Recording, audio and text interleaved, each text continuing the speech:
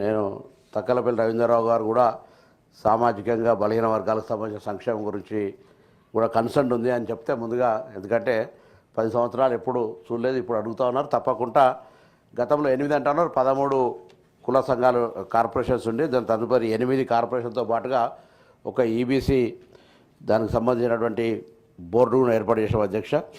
ఇవి తప్పకుండా వాళ్ళు స్థలాలు కేటాయించిన మాట వాస్తవమే, కానీ స్థలాలను అభివృద్ధి చేసుకోవడానికి కూడా కోట్లాది రూపాయలు అవసరమయ్యేటువంటి పరిస్థితి స్థలాలు ఉన్నాయి. నెంబర్ 1. అయినప్పటికీ వాటిని ఆ స్థలాల కేటాయింపు పట్ల వెల్కమ్ చేస్తూనే తప్పకుండా ఎస్డిఎఫ్ కింద నిధులు కేటాయించినటువంటి పేపర్ వరకే పరిమితమైంది. ₹1 కూడా వర్గాలి. ఒక గొల్ల కుర్మకు సంబంధించినటువంటి వాళ్ళు గౌరవ మాజీ శాసనమండలి సభ్యుడు ఎగ్గే మల్లేశం గారు స్వయంగా నిధులు చేసుకొని కట్టుకోవడం తప్ప ప్రభుత్వ పరంగా ఎక్కడ కూడా ₹1 గతంలో పేపర్ వరకే పరిమితమైనటువంటి మాట యావత్ తెలంగాణ ప్రజలకు, కుల సంఘాలకు కూడా తెలుసు.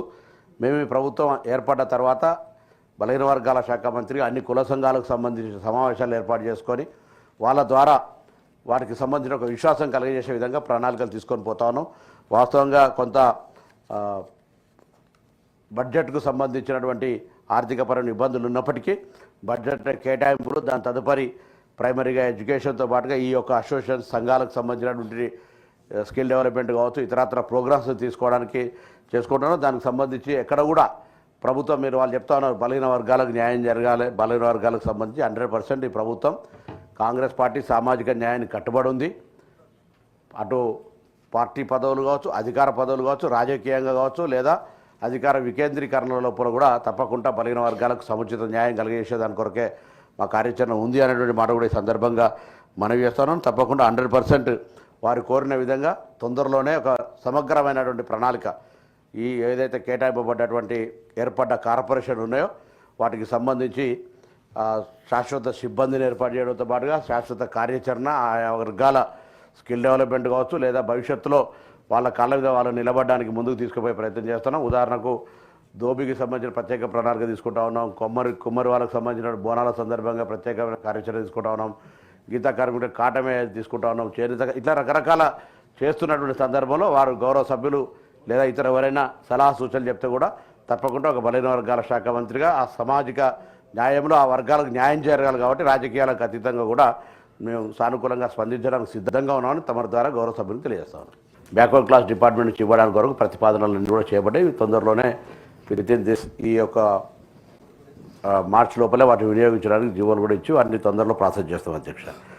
తర్వాత బలహీన వర్గాలకు సంబంధించినటువంటి నేను కూడా గౌరవ ఉప ముఖ్యమంత్రి గారిని ఒకసారి కొన్ని అంశాలు బ్యాక్వర్డ్ క్లాసెస్కి సంబంధించినటువంటి ఇష్యూస్, ఎందుకంటే Congress party social justice champion, తప్పకుండా సామాజిక న్యాయం గురించి ఆలోచిస్తుంది కాబట్టి మనం సానుకూలంగా విపక్షం కోరిందా స్వపక్షం కోరిందా అనేది కాకుండా ఒక బీసీ ప్రజాప్రతినిధులు అన్ని రాజకీయ పార్టీల సమావేశం ఈ సెషన్ లోపల ఏర్పాటు చేయడానికి నేను గౌరవ ఉప ముఖ్యమంత్రి గారు సమయం అడుగుతాను. తొందరలోనే తప్పకుండా ఏర్పాటు చేస్తాం. దానికి సంబంధించినటువంటి అన్ని అంశాలను మాట్లాడుకున్నట్టయితే ఒక మెషిన్, ఒక యాక్టివిటీ స్టార్ట్ అవుతుందనే మాట కోరుతాను. అదేవిధంగా ఎన్నికల ఎలక్షన్ మేనిఫెస్టోలో బీసీ సప్లాన్ కూడా మేము ప్రకటించినాం. బీసీ సప్లాన్కి సంబంధించి కూడా మీరు అన్నట్టుగా ఈ సంవత్సరం కేటాయించిన నిధులు ఒకవేళ ఉపయోగంలోకి రాకపోతే భవిష్యత్తులో ఎట్లా వాడుకోవాలనేటువంటి దానికి సంబంధించినటువంటి కన్సర్న్ కూడా గవర్నమెంట్ దగ్గర ఉంది. గౌరవ ముఖ్యమంత్రి గారు కానీ మంత్రివర్గం కూడా బ్యాక్వర్డ్ క్లాసెస్ సంబంధించి డెఫినెట్లీ న్యాయం జరగాలని ఆలోచన ఉంది. భవనాలకు సంబంధించి మీరు అంతా తెలుసు, 3 భవనాలకు మీరు టెండర్ పాస్ అయిందని 42 భవనాలకు స్థలాలు ఇచ్చింది. కానీ స్థలాలు కూడా చాలా వాటిని డెవలప్మెంట్ చేయడానికే కొంత కోట్ల రూపాయలు అవసరం ఉండేటువంటి పరిస్థితి ఉంటే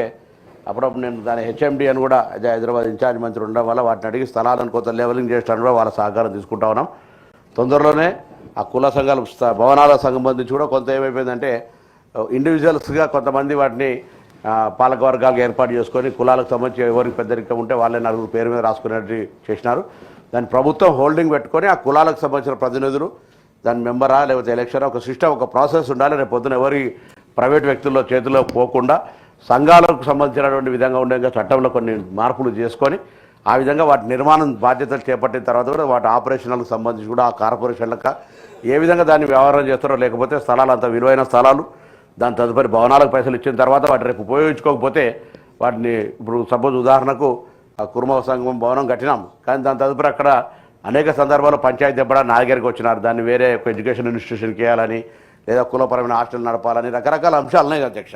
ఇందులో చిన్న చిన్న అంశాలు అనేక ఉన్నటువంటి సందర్భంగా ప్రత్యేకించి రాజీవ్ యువ వికాసంలో నిధులు కేటాయించుకున్నాం. దానికి సంబంధించి కొంత కార్యక్రమం అయినా తప్పకుండా స్కిల్ డెవలప్మెంట్కి సంబంధించి కానీ బ్యాక్వర్డ్ క్లాస్కు సంబంధించి నేను గౌరవ సభ్యులందరూ కొడుతున్నాయి.